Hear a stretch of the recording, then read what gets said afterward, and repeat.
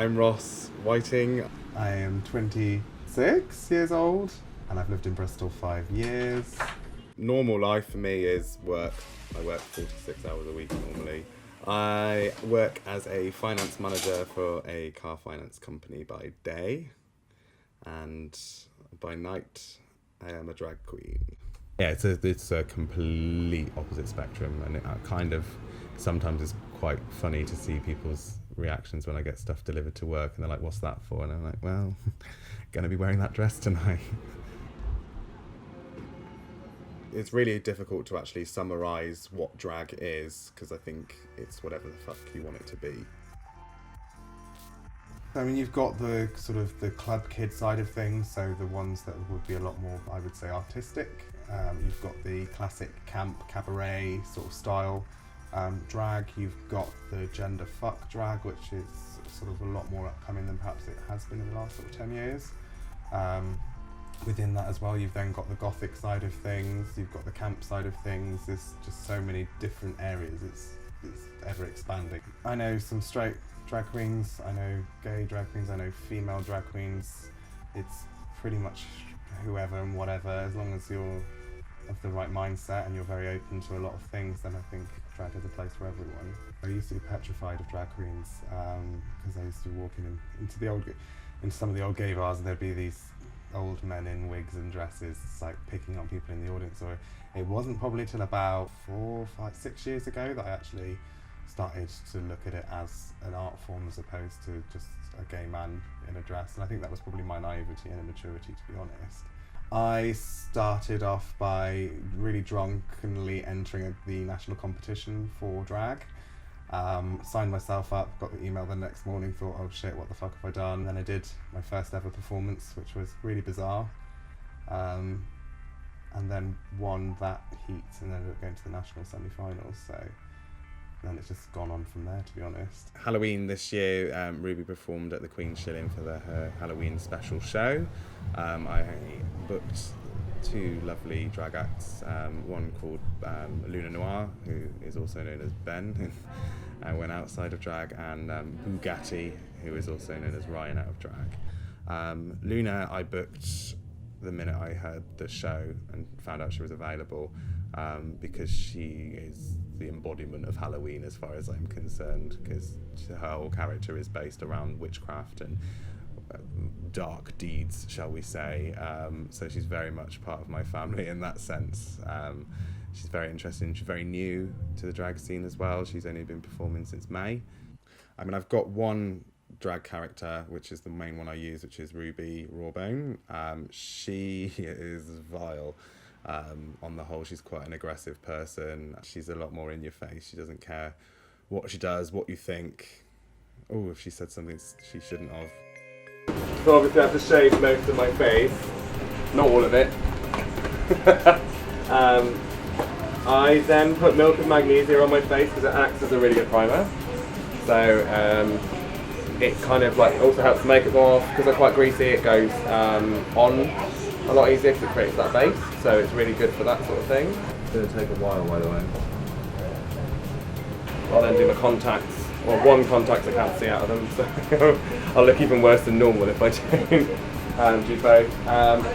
Then eyebrows, block the brows, cover them up, get rid of them, and then obviously wait for that to dry and then start painting, doing face and contour and glitter and luminous things until eventually I turn into the tragic mess that is me, is my persona.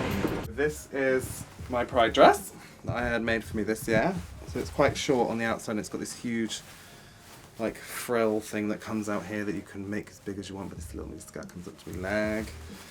Shows off some great cleavage, and you can flick your costumes up and round, and I had it up. That was all around my arms and all that sort of stuff, so it gave me different things there.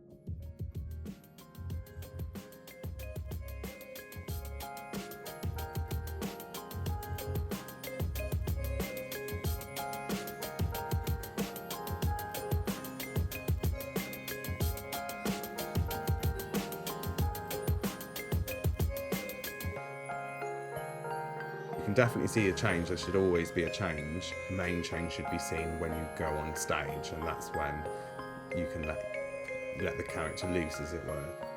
Normally I get ready here at home in my bedroom, so I normally step out my front door and that's the minute the character forms. That is it. I shout hello as I open the door, as loud as I possibly can and as aggressive as possibly can, and then that's it, then she's out. It was slightly different the night that I performed at the Shilling because I didn't have that, like the normality of just going downstairs and out of my flat. So this time I sort of had to just grab another door. So it's the minute the wig's on, you can feel her start to take over, and then the minute I swing a door open and shout hello, that's when she has arrived.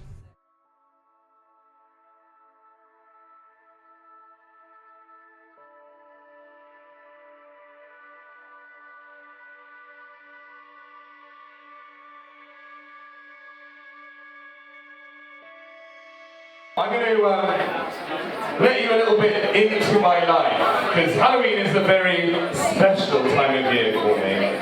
It's a time when a very dark thing happened to me as a boy.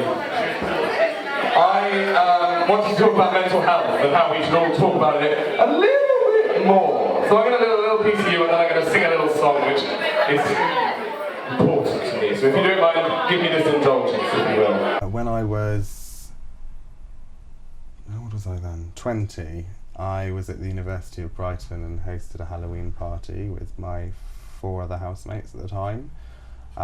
We were students and 2 of them were rich, so we went, the house was completely and utterly Halloweened out. And then I was spiked with different drugs, which obviously I didn't know a clue about. I didn't touch drugs, never have, like I've done them before, but never intentionally, like not knowing what was going to happen. I tried them, then gone, no, never again. So this was something that was definitely not, especially in that volume. And then the next thing I knew, I woke up and 2 weeks later I was in hospital, all wired up to everything, things wanting to rip things out of certain areas, and my family were around me. Don't really remember much, just it was all really blurry, but yeah, it turned out that I'd actually put my head in a noose and kicked the chair from underneath me and hanged myself on one of my decorations, and I was lucky to be alive. So whether that was like a subliminal thing or the drugs that brought it out or whatever, I don't know. I suffered with really bad depression before then as well, so that could have had an influence. And then off the back of that, I've then obviously been given this life, which I'm very appreciative for, so it's completely changed my outlook.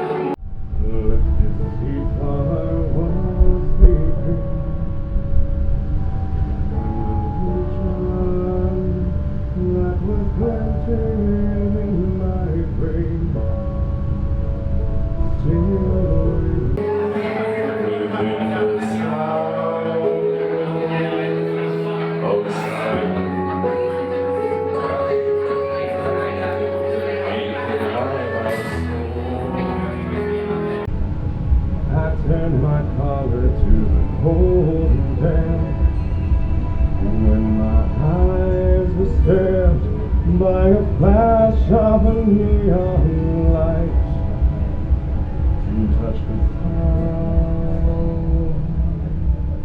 of silence. Drag changed me in a good way, in that it opened my eyes to a lot of things and possibilities. I mean, since my accident, I think had I not gone through that, I probably would never have given it a go.